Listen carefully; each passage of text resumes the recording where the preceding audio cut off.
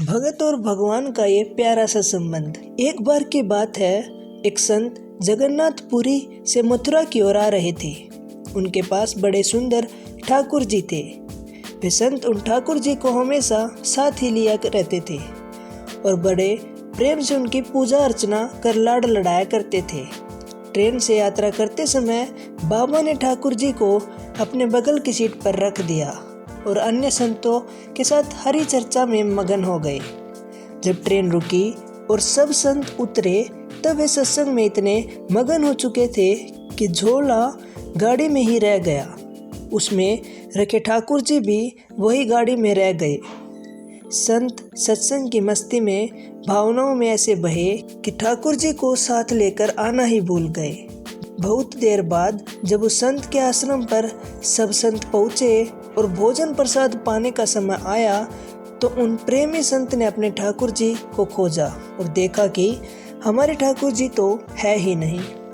संत बहुत व्याकुल हो गए, बहुत रोने लगे, परंतु ठाकुर जी मिले नहीं। उन्होंने ठाकुर जी के वियोग में अन्न जल लेना स्वीकार नहीं किया। संत बहुत व्याकुल होकर विरह में अपने ठाकुर जी को पुकार कर रोने लगे।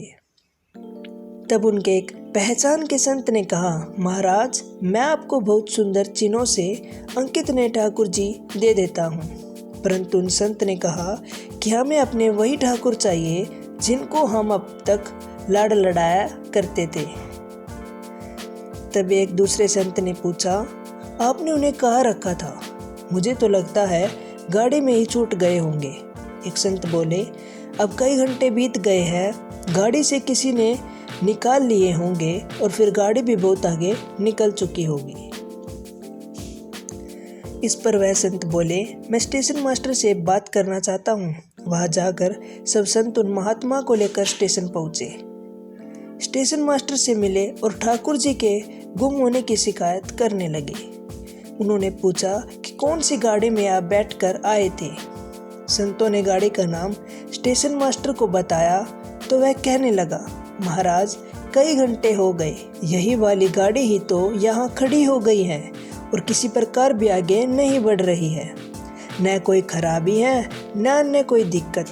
कई सारे इंजीनियर सब कुछ चेक कर चुके हैं परंतु कोई खराबी दिखती ही नहीं।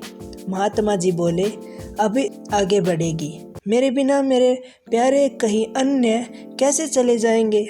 वे महात्मा अंदर ट्रेन के डिब्बे के अंदर गए और ठाकुर जी वहीं रखे हुए थे जहां महात्मा ने उन्हें पधराया था।